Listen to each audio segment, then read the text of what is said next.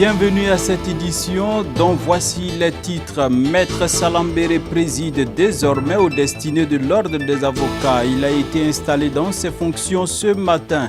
Et puis l'Église des Assemblées de Dieu du Burkina Faso vient de lancer une nouvelle structure dénommée OCE2, entendez par là Organisation chrétienne d'entraide et de développement.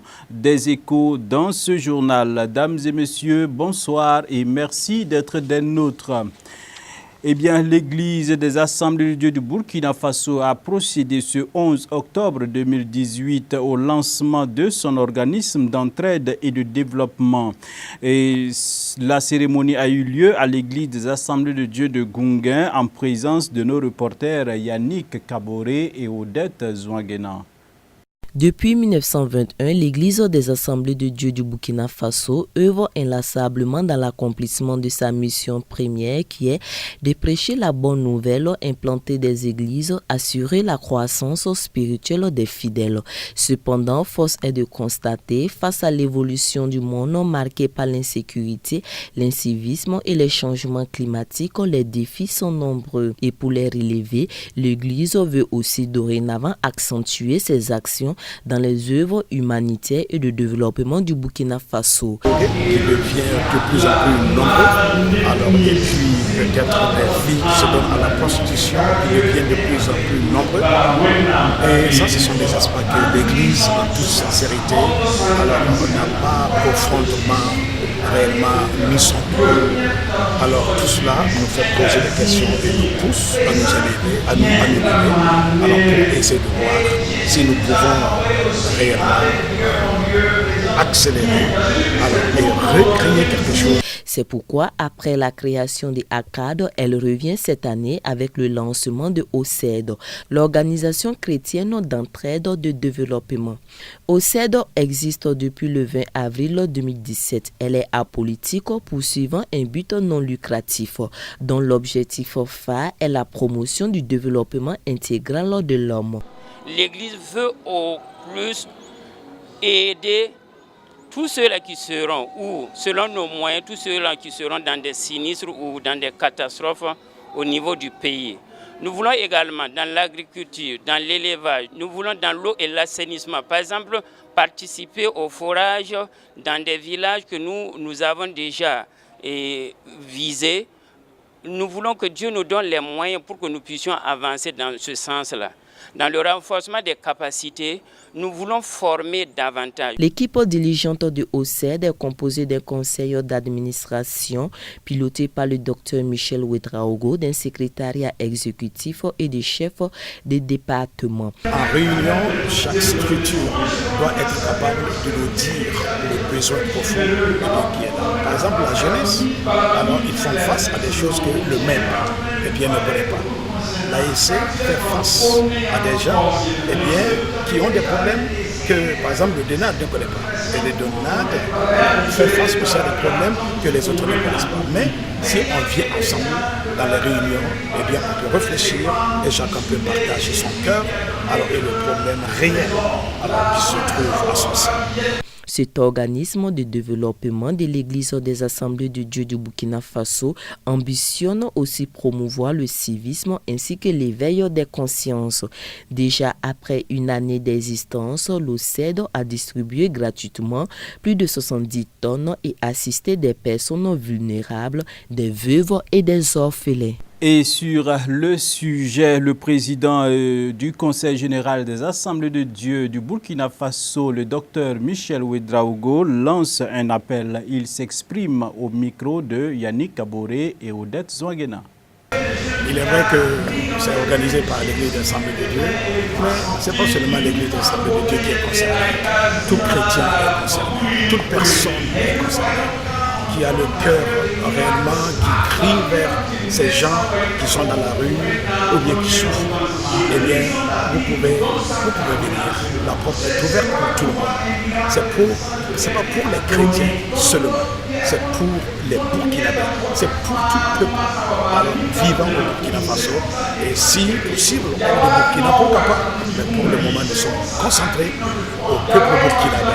Comment faire pour réellement secourir? Et si jamais il y a une catastrophe naturelle à quelque part, en Afrique et ailleurs, nous pouvons aussi aider si réellement le ciel nous donne la capacité. Donc notre appel, que celui qui a des oreilles entende et vienne vers nous, que celui qui a un cœur souple entende et vienne vers nous, pour qu'on puisse travailler ensemble. Un bâton qui change de main tous les 3 ans, il en est ainsi au sein de l'Ordre des avocats du Burkina Faso.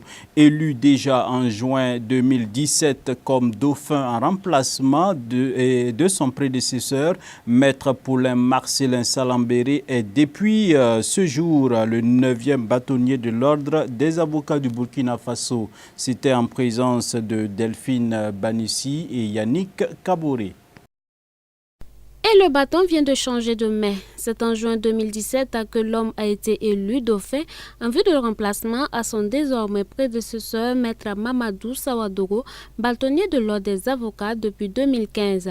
Pour celui qui est dès aujourd'hui un ancien bâtonnier, des acquis ont été engrangés certes, mais des défis restent encore à relever pour la nouvelle équipe du Conseil de l'Ordre des avocats, à qui il a prodigué d'ailleurs des conseils de sages. Je me permettrai de vous donner un conseil. Chaque fois que vous aurez à décider de quelque chose d'important, il y a un moyen très simple d'éviter l'erreur. Convoquez le Conseil de l'Ordre. Il n'est pas possible que le Conseil de l'Ordre,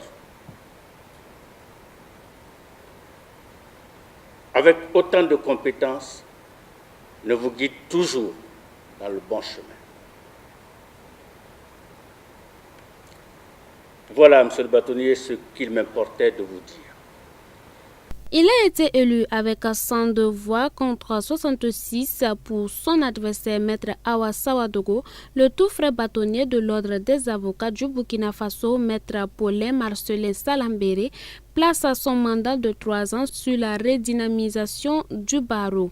Le programme qui a valu son élection s'articule autour de plusieurs points qui sont essentiellement la protection de la profession d'avocat, l'instauration de relations avec les magistrats, la création d'une mutuelle et d'une couverture sociale pour les avocats, la redynamisation de l'administration du barreau et la construction de la maison de l'avocat. Mais qu'est-ce qu'un bâtonnier? Il est certain que plus d'une fois, bon nombre de personnes se sont posé cette question.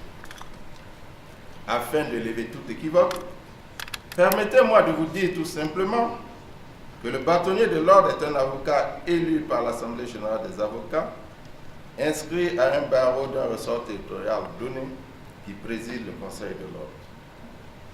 Il est le porte-parole des avocats, un conciliateur, un arbitre des litiges, celui qui désigne les avocats commis d'office et garant de la discipline et de l'application des règles régissant la profession.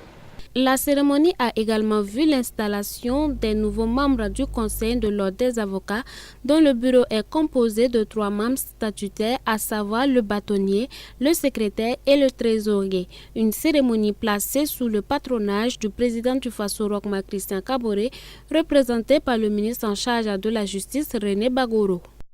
L'hôpital d'Île-de-Pointe de Tengango semble ne pas être au meilleur de ses formes. C'est ce que le directeur de ce centre hospitalier universitaire a laissé percevoir au Premier ministre Paul Kabatieba qui y était en visite. Eh bien, le reportage est signé Yannick Kaboré et Delphine Banissi. Le Premier ministre Paul Kabatieba a visité ce matin l'hôpital de Tengango, ex-hôpital Blaise Compaoré.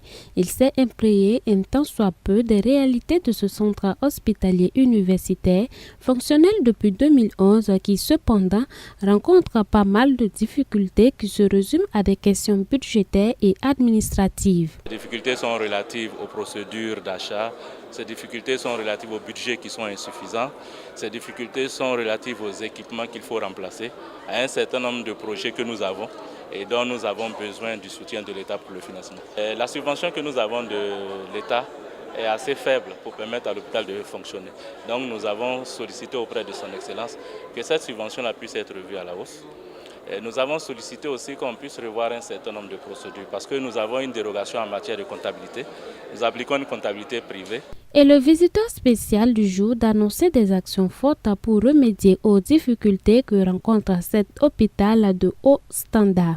Un effort financier sera fait et sur le plan administratif, des dispositions seront prises pour une souplesse de gestion, a dit le Premier ministre. L'engagement fort, c'est qu'il faut que sur le plan budgétaire, il y ait donc un effort qui soit fait pour permettre à l'hôpital de bien gérer.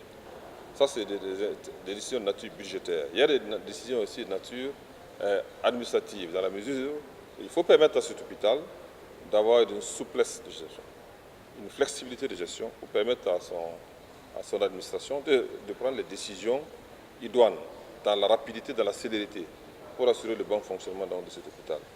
Il y a également des questions qui sont liées à l'élargissement de l'offre de soins. Cela demande des investissements supplémentaires. Si on a le hall de l'administration et celui des urgences, le chef du gouvernement a pris le temps d'échanger avec les malades, les accompagnants, mais aussi le corps soignant. Cependant, interdit de capturer la moindre image possible.